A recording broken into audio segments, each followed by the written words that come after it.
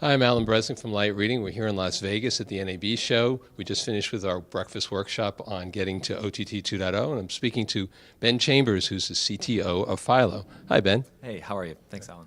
Sure. Ben, we had this great fireside chat where you were telling us about Philo's model and how you see the OTT market developing. Can you talk about where you see Philo fitting in and in terms of going with subscription services versus ad-supported services? Yeah, absolutely. So, as I mentioned, we actually have kind of a hybrid model. We have both a subscription fee and also advertising. And, I think lots of different models are out there. Obviously, AVOD is becoming a big trend with some folks moving more in that direction. For our content, it makes sense to do both since that's sort of required to make the content costs work. But I think I personally think the hybrid model is something that, it certainly makes sense for us and I think probably makes sense for other folks out there as well. So you see it as more than just a fad or a phase that the industry is going through? You think there'll be more and more of these ad-supported ad-supported services?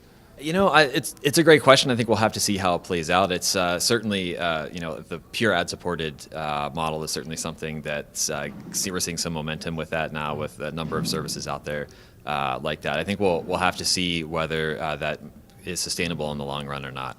Okay. Well, Philo has evolved as basically as an entertainment services. You don't really have much in the way of sports or news. Do you see yourselves teaming up with other services or complementary services to fill in the sports and news needs of people who are looking for that?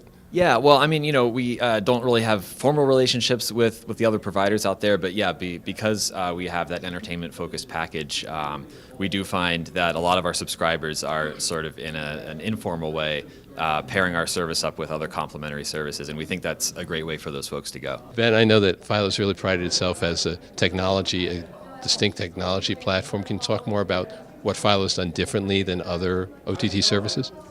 I think, one approach is we're sort of an engineering-driven company, and we really take a very user-centric approach and sort of user experience-centric approach. So we've tried to be, extremely hands-on with the way we sort of craft the user experience and, make sure we're building a service that we would love to use as users, where it's easy to find the content you want to watch, the streaming is very reliable, and then we're starting to add more advanced features to the platform. We've recently rolled out algorithmic recommendations for helping folks find content that they're going to find interesting based on other things they've watched.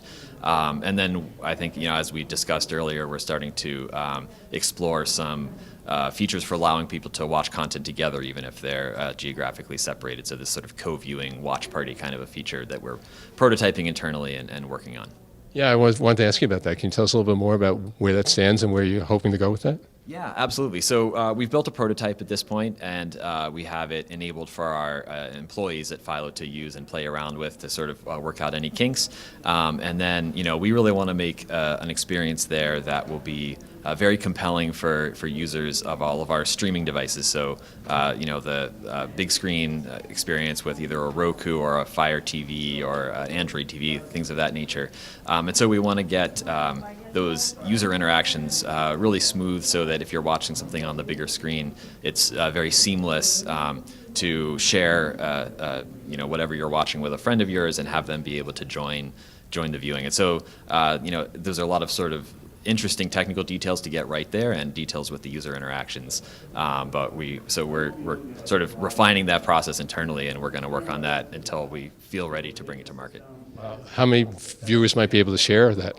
Would it be two? Would it be limited to that, or would it be able to do more than that? Significantly more. I mean, we'll have to see as we scale it up where the limitations are.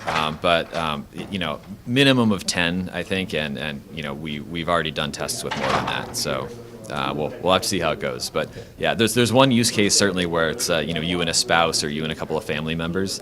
And I think that's a very compelling use case. But there's some interesting use cases for larger groups as well, for sure. And I think we could go a lot larger.